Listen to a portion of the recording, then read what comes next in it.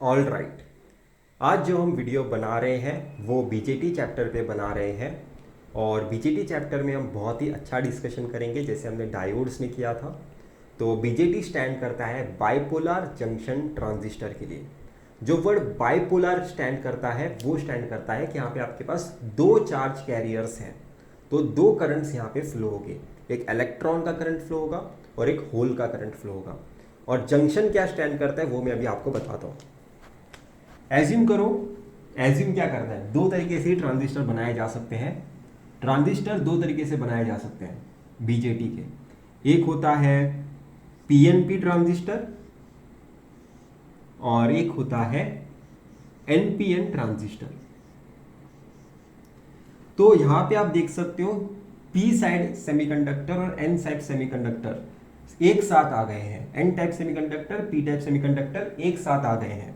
तो यहां पे होगा क्या, इन दोनों सेमीकंडक्टर के टाइप्स के बीच में एक जंक्शन क्रिएट होगा। यहां पे एक जंक्शन क्रिएट होगा J1 और यहां पे दूसरा जंक्शन क्रिएट होगा J2। तो ये डिवाइस जो क्रिएट होता है उसे मैं कहता हूं बाइपोलर जंक्शन ट्रांजिस्टर, जहां पे बीच में दोनों टाइप्स के जंक्शंस हैं दो।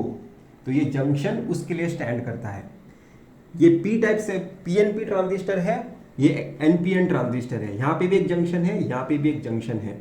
ये एक अलग टाइप का डिवाइस है और हम majority of the time NPN transistors he use करते हैं। उसका भी एक बहुत ही स्पेसिफिक रीजन है, वो भी मैं आपको आगे आगे लेक्चर्स में बताऊंगा। तो यहाँ पे जो ट्रांजिस्टर वर्ड है उसका मीनिंग समझते हैं। जैसे आप देख सकते हो यहाँ पे तीन टर्मिनल्स पॉसिबल है। एक ये वाला टर्मिनल पॉसिबल है, एक ये वाला टर्मिनल पॉसिबल है, एक ये वाला टर्मिनल पॉसिबल है। Same goes with this. इसे आप एमीटर नाम दे सकते हो, इसे आप बेस टर्मिनल नाम दे सकते हो, इसे आप कलेक्टर टर्मिनल नाम दे सकते हो। तो यहां पे देखो, जितना आप करंट, ठीक है, आप जितना करंट यहां से जितना आप करंट फ्लो करा रहे हो, जिसे मैं नाम देता हूं आई ई, तो वो आप एज्यूम कर सकते हो अभी के लिए, क्योंकि मैं इसे प्रूव करूंगा, एग्जैक्टली आपको विजुअलाइज करा के बताऊंगा। जितना यहां पे करंट आई फ्लो हो रहा है, सेम अप्रोक्सीमेट करंट यहां पे आईसी करंट फ्लो होता है। मतलब मैं बोल रहा हूं मेरा आई और आईसी अप्रोक्सीमेट इक्वल होता है। तो इस डिवाइस ने कैसे काम किया है, ऐसा कौन सा डिवाइस काम करता है, कौन सा कंपोनेंट काम करता है? ऐसा कंपोनेंट सिर्फ एक ही काम करता है। अगर ये आपका एक रेजिस्टर है, यहां पे जितना आप करंट पास करते हो सेम करंट यहां पे भी आपको दिखाई देता है। तो ये ट्रांजिस्टर है क्योंकि इसने अपना रेजिस्टेंस ट्रांसफर किया है थ्रू आउट द डिवाइस। इस डिवाइस ने अपना रेजिस्टेंस ट्रांसफर किया है थ्रू आउट द डिवाइस, इसलिए हम ट्रांजिस्टर के नाम से जानते हैं। तो ये डिवाइस है बाइपोलर जंक्शन ट्रांजिस्टर। इसे हम एम्पलीफायर की तरह यूज करने की कोशिश करते हैं, वो भी मैं आपसे डिस्कस करूंगा आने वाले लेक्चर्स में या फिर आगे आने वाले डिस्कशंस में। तो सबसे पहले देखो, यहाँ पे बहुत लोग इस ट्रांजिस्टर के बारे में बहुत अलग इंफॉर्मेशन आपको बताते हैं। जब भी कोई बीजेटी की बात करता है, जब भी कोई बीजेटी की बात करते हैं, आपको कहा जाता है कि ये वाले ट्रांजिस्टर्स वाइडली यूज अभी नहीं किए जाते, जबकि ये वाला कमेंट मैं नहीं एक्सेप्ट कर सकता या फिर कोई भी आईआईटी में का स्टूडेंट एक्सेप्ट नहीं कर सकता, क्योंकि उन्हें एग्जैक्टली पता होता है कि बीजेटी कहाँ पे यूज करते हैं और कहाँ पे यूज करना बंद हो चुका है। बीजेटीज वाइडली यूज किए जाते हैं एनालॉग एप्लीकेशंस में। एनालॉग एप्लीकेशन से मतलब एनालॉग सर्क्यूट्स में। एनालॉग सर्क्यूट्स, हर एक सर्क्यूट अपने आप में एक नोवल डिजाइन होता है।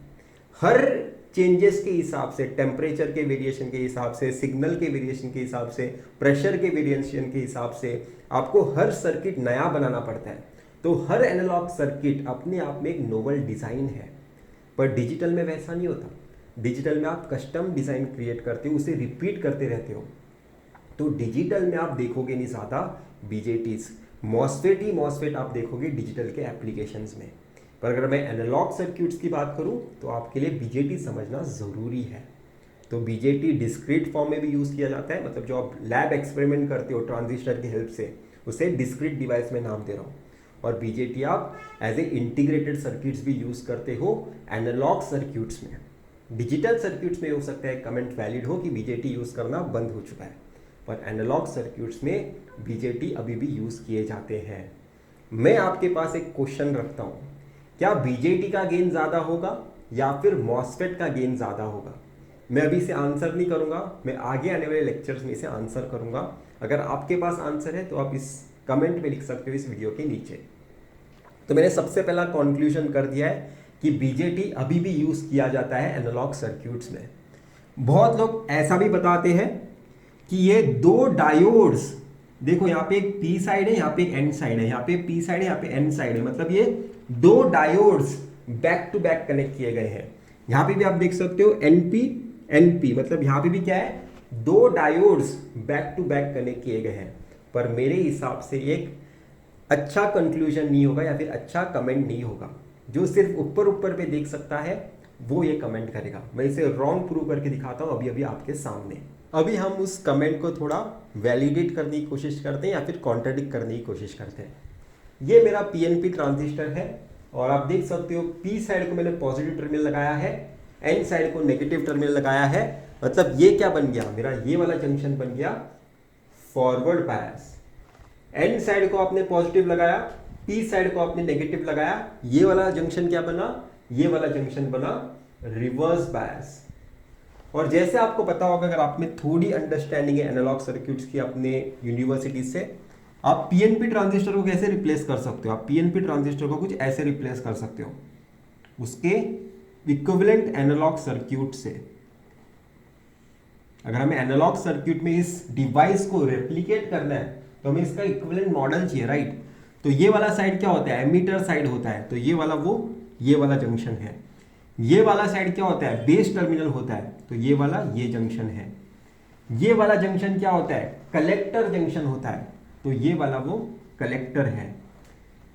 मेरा करंट कैसे फ्लो होगा पीएनपी में, इस डायरेक्शन में फ्लो होगा। मेरा करंट कैसा फ्लो होगा, इस डायरेक्शन में फ्लो होगा। कैसे जानते करंट की डायरेक्शन, तो इस वोल्टेज की डायरेक्शन देखो, इस वोल्टेज की डायरेक्शन कैसे, पॉजिटिव नेगेटिव यहाँ पे, मतलब इलेक्ट्रिक फील्ड कैसा फ्लो होगा, ऐसे डायरेक्शन में फ्लो होगा। मतलब आपके सर्किट में जो भी करंट फ्लो होगा वो ऐसा ही फ्लो होना है।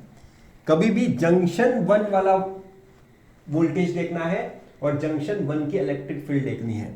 इलेक्ट्रिक फील्ड इस डायरेक्शन में थी, तो मेरा करंट का भी डायरेक्शन क्या है, ये डायरेक्शन है। और ऐसे करंट जाएगा तो कुछ करंट यहाँ पे जाएगा जो है ये वाला I2, और कुछ करंट जो ऐसा यहाँ पे जा रहा था, एक यहाँ पे गया और उसमें से थोड़ा सा हिस्सा यहाँ से बाहर आया। ठीक है, अगर आप अपने ट्रांजिस्टर को बहुत अच्छी तरीके से बनाओगे, अगर आप अपने ट्रांजिस्टर को बहुत ही अच्छी तरीके से बनाओगे, ये जो I3 I2 में से थोड़ा, मतलब ये I3 जो थोड़ा सा आया है फैक्टर बाहर, मतलब मैं चाहता हूँ आइडियली मेरा I1 पूरा का पूरा यहाँ से यहाँ पे जाए, पर क्या हुआ, थोड़ा सा हिस्सा मेरे करंट में से I3 बन के यहाँ पे आ गया। अगर आप अपने ट्रांजिस्टर का बीटा फैक्टर बहुत ही हाई रखोगे, ठीक है, मतलब एम्प्लीफिकेशन फैक्टर या फिर करंट एम्प्लीफिकेशन फैक्टर भी इसे नाम जाना जाता है, तो ये वाला I3 करंट आपको बहुत ही छोटा मिलेगा। कैसे करते हैं, इसका वर्किंग क्या होता है, वो सारी चीज़ें आपको एक्सप्लेन करूंगा नेक्स्ट लेक्चर में। अभी हम ओवरव्यू देख रहे हैं, कुछ जो कमेंट किए जाते हैं उसे कॉन्ट्रडिक्ट करना है हमें, वो भी अच्छे खासे रीजनिंग के साथ। तो मेरा करंट ऐसा फ्लो हो रहा है, तो मैं करंट की डायरेक्शन ऐसे बता देता हूं। तो ये है मेरे करंट की डायरेक्शन, ये है मेरा एमीटर साइड, ये है मेरा बेस साइड, ये है मेरा कलेक्टर साइड। अभी मैं ये सारा सर्किट यहां पे बना देता हूं। ये सारा सर्किट कुछ बनेगा तो ऐसे दिखेगा, ये है R1 और यहां पे है 5 वोल्ट। अभी यहां पे बनाते हैं सर्किट, यहां पे है R2 और यहां पे 10 वोल्टेज लगाया गया है, 10 वोल्टेज, और ये है मेरा R2। अभी इस सर्किट को थोड़ा देखो, अगर मैं इस लूप में करंट का इक्वेशन निकालूं, इस लूप में, तो उस करंट का इक्वेशन क्या आएगा। अगर मैं इस करंट को नाम दे रहा हूं I1, तो मेरे करंट I1 का इक्वेशन क्या आएगा, मेरा करंट I1 का इक्वेशन मैं यहां पे लिखता हूं। मेरा करंट का I1 का इक्वेशन आएगा 5, ठीक है। पर ये मेरा सेमीकंडक्टर किससे बना है, मेरा ट्रांजिस्टर ये N P type, N type, P type किससे बने, सारे सिलिकॉन मटेरियल से बने हैं। तो ये वाले डायोड के अक्रॉस, जब ये वाला, इसे आप डायोड की तरह समझ रहे हो, ठीक है, पी साइड और एन साइड को, तो ये वाले जंक्शन जब भी फॉरवर्ड बायस होगा, हमने डायोड्स में अंडरस्टैंडिंग बनाई थी, जब भी कोई भी जंक्शन फॉरवर्ड बायस होता है उसके अक्रॉस मुझे 0.7 वोल्टेज का ड्रॉप मिलता है। तो यहाँ पे मुझे 0.7 वोल्टेज का ड्रॉप इमेजिन करना होगा। मतलब मैं कैसे करूंगा, 5 माइनस 0.7 डिवाइडेड बाय R1। मैंने क्या किया, 5 माइनस 0.7 डिवाइडेड बाय R1। मैं कैसे KVL का इक्वेशन लिखता हूं वही बता देता हूं।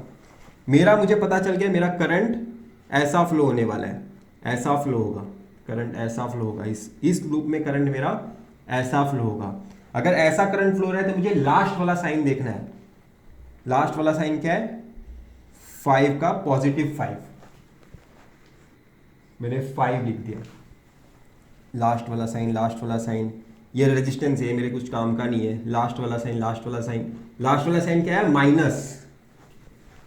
माइनस 0.7, ठीक है। अभी मैंने पूरा लूप कंप्लीट कर दिया और मेरे पास कौन सा रेजिस्टेंस है, सिर्फ इस लूप में सिर्फ एक ही रेजिस्टेंस है, उसका वैल्यू क्या है, R1। तो ये है वो R1। तो आपने I1 का इक्वेशन निकाल दिया, आपने I1 का इक्वेशन निकाल दिया। और मैंने आपको ट्रांजिस्टर का डेफिनेशन क्या बताया है, ट्रांजिस्टर एक ऐसा डिवाइस है जो अपने डिवाइस में इनपुट जितना करंट होगा उतना ही सेम आउटपुट करंट रखने की कोशिश करता है, अपना रेजिस्टेंस की तरह बिहेव करने की कोशिश करता है, अपना रेजिस्टेंस ट्रांसफर करने की कोशिश करता है। मतलब यहाँ पे जितना रेजिस्टेंस उसे मिला है सेम वो इस पूरे डिवाइस में मेंटेन करने की कोशिश कर रहे हैं। तो ये कैसे मैं बोल सकता हूँ, मेरा I1 should be exactly equal to I3। ये है मेरा ट्रांजिस्टर का डेफिनेशन। तो मुझे एग्जैक्टली सेम करंट मिलेगा I3 में भी। ये है मेरा ट्रांजिस्टर का डेफिनेशन। क्या मुझे ये सेम चीज इसमें मिलेगी कि नहीं, ये मुझे चेकआउट करना है। क्योंकि ट्रांजिस्टर में तो मुझे ऐसा मिलता है, ये मुझे पहले से ही पता था, मैंने बस आपको थोड़ा इक्वेशन लिख के बता दिया कि ऐसे लिखते हैं इक्वेशंस। मेरा सबसे पहला डाउट क्या है, इस सारी चीज़ों को करने से पहले मेरा डाउट ये था, क्या मैं PNP ट्रांजिस्टर को बोल सकता हूं कि ये back to back 2 diodes connect किए हैं सिलिकॉन डायोड्स के, क्या मैं ऐसा बोल सकता हूं, ये मुझे चेक करना है।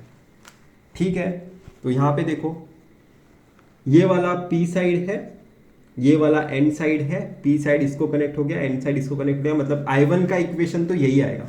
I1 का इक्वेशन वापस से यही आएगा। आप इसे कैसे रिप्लेस करोगे, आप इसे एक वोल्टेज ड्रॉप से रिप्लेस करोगे, क्योंकि ये फॉरवर्ड बायस हो रहा है 0.7।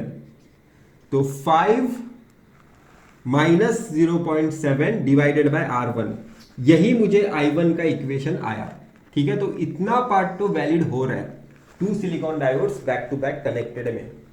अभी इस डायोड को देखो, इस डायोड में क्या हुआ है, ये वाला पॉजिटिव टर्मिनल मेरे इस डायोड के N साइड में कनेक्ट हो गया और नेगेटिव टर्मिनल P साइड में कनेक्ट हो गया। मतलब मेरा ये डायोड क्या हो रहा है, ये वाला डायोड मेरा रिवर्स बायस हो रहा है। ये वाला डायोड अगर मेरा रिवर्स बायस हो रहा है तो मैं इसे कैसे दिखाऊंगा, ओपन सर्किट से बताऊंगा। तो मेरा I2 करंट क्या होगा इस केस में, मेरा I2 करंट होगा इस केस में एग्जैक्टली इक्वल टू 0। मेरा I2 करंट एनालॉग सर्किट के मॉडल्स के हिसाब से 2 diodes back to back connected के हिसाब से मेरा I2 करंट 0 आ रहा है। अगर इसे ट्रांसफर कैरेक्टरिस्टिक में देखें तो I0 करंट आएगा, माइनस I0, वो भी 0 के इक्विवेलेंट होता है। मतलब आपको सेम करंट I1 नहीं मिल रहा है यहाँ पे, क्योंकि आपका ये वाला डायोड रिवर्स बायस हो गया ना। तो ये वाली कंडीशन वैलिड नहीं हो पा रही है, इसलिए आप नहीं बोल सकते कि मेरा transistor 2 diodes back to back connected होते हैं। आपका 2 diodes back to back connected नहीं होता ट्रांजिस्टर में। ठीक है, तो अगर यहाँ पे तो दिखाई दे रहे और यहाँ पे तो नहीं आ पा रहे, तो कुछ तो लोचा है, कुछ तो क्लैरिटी अभी भी हमें लानी है।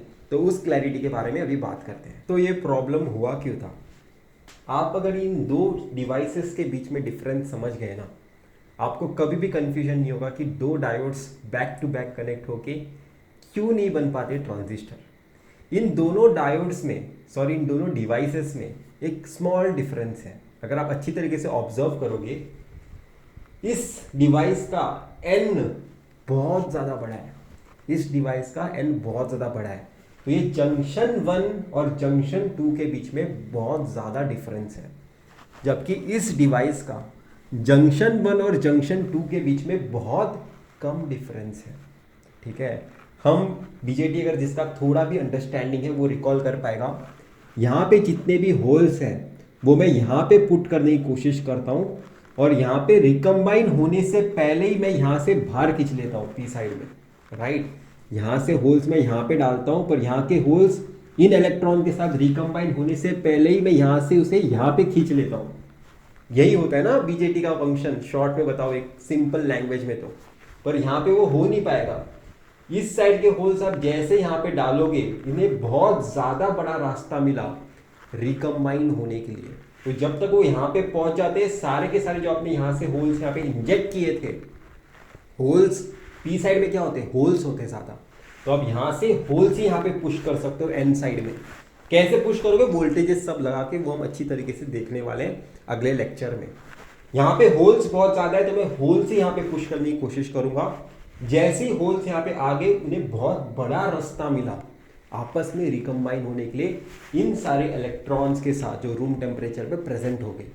तो यहाँ पे का एरिया उसे खींच नहीं पाता क्योंकि वो पहले से ही डिस्ट्रॉय हो चुके हैं रिकम्बाइन होके। ये प्रॉब्लम हो रहा है इन दोनों डिवाइसेस के बीच में, और ये थोड़ा डिफरेंस है दोनों डिवाइसेस के बीच में। मतलब ये जंक्शन और ये जंक्शन आपस में कुछ नहीं कर पा रहे, एक दूसरे से कुछ हेल्प नहीं ले पा रहे। जबकि यहाँ पे ये वाला जंक्शन 2 जंक्शन 1 की हेल्प ले पा रहा है। जंक्शन 1 यहाँ से ढकेलता है चार्ज कैरियर्स को, और जंक्शन 2 इन कैरियर्स को खींच के बाहर निकालता है, राइट। तो इसलिए ये वाला जो डिवाइस है वो आपका डिवाइस ट्रांजिस्टर की तरह बिहेव करता है, और ये है वो device, 2 diodes back to back connected. इस डिवाइस को आप इमेजिन कर सकते हो ऐसा कि एक ऐसा स्ट्रक्चर है, ठीक है। ये वाला डिवाइस है 2 diodes back to back connected का, जहां पे ये वाला मेरा डायोड और ये वाला डायोड एक दूसरे से इतना सेपरेटेड है कि एक दूसरे से वो उनका कुछ ये नहीं हो रहा है, एक दूसरे की वो हेल्प नहीं ले पा रहे करंट फ्लो कराने के लिए। पर ये वाला जो डिवाइस है, ये डिवाइस आपका एक ट्रांजिस्टर की तरह बिहेव कर सकता है। तो मुझे ट्रांजिस्टर बनाना है, तो सबसे बड़ा कंक्लूजन मैंने क्या निकाला, मेरा जो बीच वाला एरिया है जहाँ पे वो रिकम्बाइन हो सकते हैं इंजेक्शन करने के बाद, यहाँ के होल्स, यहाँ पे जितने भी होल्स क्रिएट हो गए रूम टेम्परेचर पे, ये सारे होल्स को मैं क्या करना चाहता हूँ, मेरे एन साइड में पुट करना चाहता हूँ सबसे पहले। पर मैं ये भी चाहता हूँ कि वो रिकम्बाइन ना हो यहाँ के इलेक्ट्रॉन्स के साथ। यहाँ पे बहुत ज़्यादा इलेक्ट्रॉन्स है, ठीक है, यहाँ पे बहुत ज़्यादा इलेक्ट्रॉन्स है, पर मैं चाहता नहीं यहाँ से जो मैं होल्स यहाँ पे पुट करूँगा वो इलेक्ट्रॉन के साथ रिकम्बाइन हो। तो इसलिए मैंने यहाँ का डिस्टेंस कम कर दिया, और वो रिकम्बाइन होने से पहले मैं यहाँ से खींच के बाहर निकाल दूंगा वोल्टेज लगा के, ठीक है। तो इस तरह से हमने अपने फर्स्ट लेक्चर में कंक्लूड किया है कि 2 diodes back to back connected transistor नहीं बनाते। तो अभी हमारा सेकेंड लेक्चर से और अच्छा डिस्कशन होना स्टार्ट होगा, और डिटेलिंग में जाना स्टार्ट हो गए, विजुअलाइजेशन बहुत ज़्यादा बढ़ेगा बीजेटी के रेस्पेक्ट में। तो मिलते हैं हमारे सेकेंड लेक्चर में, ठीक है। और एक शॉर्ट में बता देता हूँ, ट्रांजिस्टर आपका एम्पलीफायर की तरह सिर्फ एक ही रीजन में बिहेव कर सकता है, जब भी आपका ये वाला जंक्शन फॉरवर्ड बायस हो, ये वाला जंक्शन आपका रिवर्स बायस हो। तो उसके बारे में मैं डिटेलिंग में बात करूंगा अपने नेक्स्ट लेक्चर में। तो मिलते हैं अगले लेक्चर में, बाय।